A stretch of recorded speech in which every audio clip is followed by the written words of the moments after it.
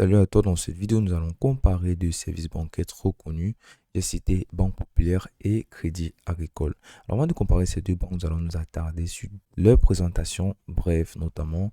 Banque Populaire a été créée en 1878. Alors, c'est une banque mutualiste française faisant partie du groupe BPCE.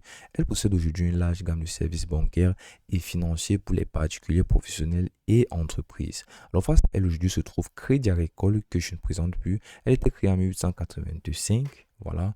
Aujourd'hui, elle est une banque mutualiste également française qui apporte une forte présence locale et internationale. Aujourd'hui, elle propose des services bancaires complets pour les particuliers et professionnels, mais également les entreprises et les agriculteurs.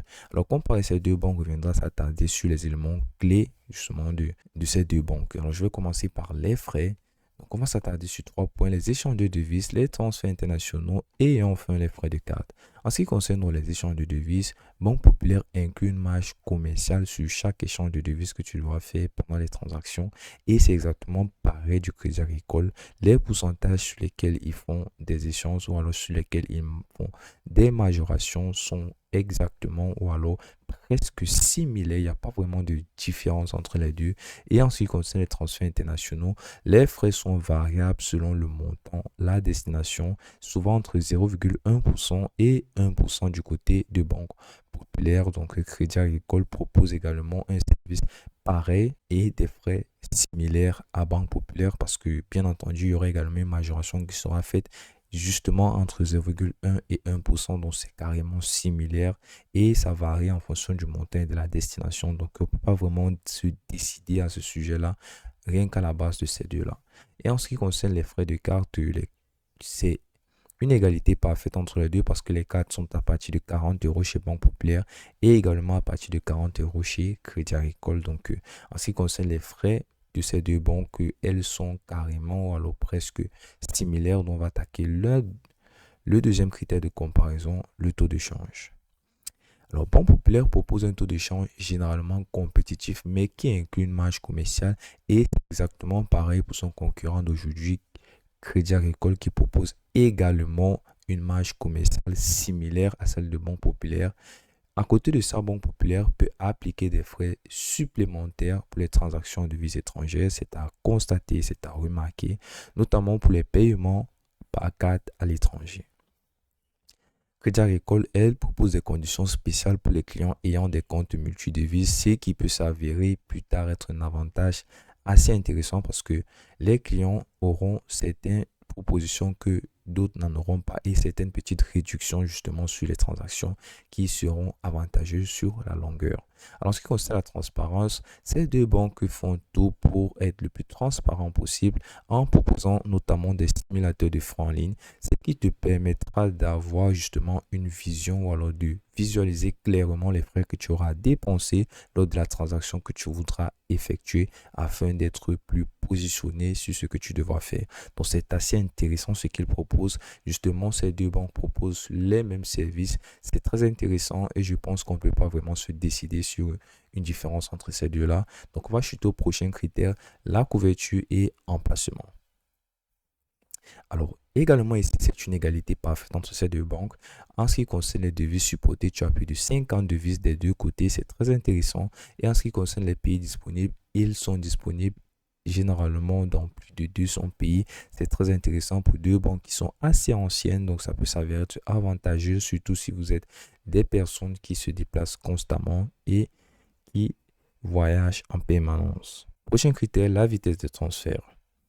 Alors, en ce qui concerne les transferts locaux, les virements SEPA s'étendent sur 1 à 2 jours ouvrables du côté des banques populaires, contre 1 jour ouvrable du côté des Crédits Agricoles. Donc, les transferts s'effectuent généralement et fréquemment en 1 jour ouvrable du côté des Crédits Agricoles, contre banques populaires où les transferts peuvent s'effectuer jusqu'à 2 jours ouvrables. Donc, Crédit Agricole s'avère être beaucoup plus rapide en ce qui concerne les transferts locaux que banque populaire.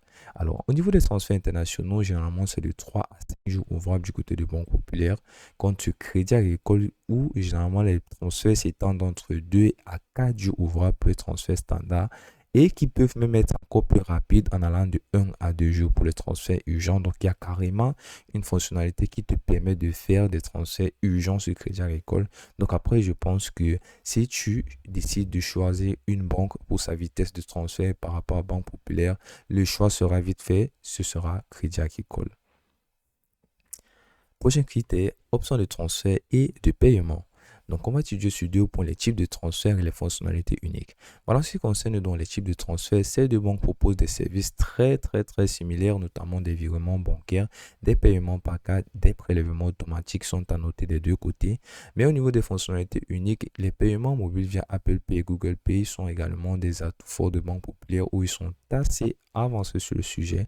Contre Crédit Agricole, elle qui propose en plus des services particuliers sur son application Ma Banque. Donc, on va chuter et enchaîner avec facilité d'utilisation et accessibilité, puis la sécurité de ces 2 banques.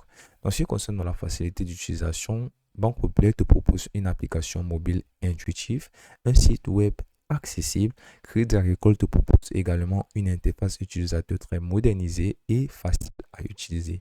Donc, en ce qui concerne la sécurité, tu as Banque Populaire qui te propose une authentification à 2 facteurs et des notifications en temps réel. Voilà, ceci te permettra d'avoir donc une vue claire sur toutes les transactions qui seront effectuées sur ton compte et d'avoir donc des informations à temps réel sur ce qui se passe sur ton compte bancaire tout simplement. Du côté des crédits agricoles, tu as également une authentification faute et une assurance au niveau des dépôts qui n'est pas négligée. C'est également de sécurité très intéressant. Donc, je pense que ces banques font tout pour être le plus sécurisé possible.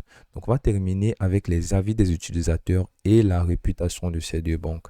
Donc, sur Trustpilot, qui est une plateforme très connue pour notamment noter les autres plateformes et les autres applications, sa véracité n'est plus à douter. Banque Populaire s'en sort avec une note moyenne de 2,5 sur 5 contre Crédit Agricole qui s'en sort avec une note moyenne de 2,8 sur 5. Donc, c'est une victoire pour Crédit Agricole sur Banque Populaire. Et en ce qui concerne les avis des internautes et des utilisateurs, Banque Populaire est reconnue pour son accessibilité et son réseau d'agences qui sont ses points positifs, mais son service client est aujourd'hui à remarquer et à critiquer. Voilà, donc c'est à améliorer. Du côté de Crédit Agricole, tu as son réseau d'agences également et ses offres diversifiées qui font d'elle une banque très connue. Mais ses points négatifs sont aussi le service client. Voilà, donc il faut y remédier. Après, je pense que Banque Populaire est très adaptée aux clients recherchant un large réseau d'agences et des services de proximité. Par contre, Crédit Agricole convient à ceux qui recherchent une banque mutualiste avec un réseau d'agences dense et des offres diversifiées. Voilà, c'est tout pour cette vidéo. À la prochaine!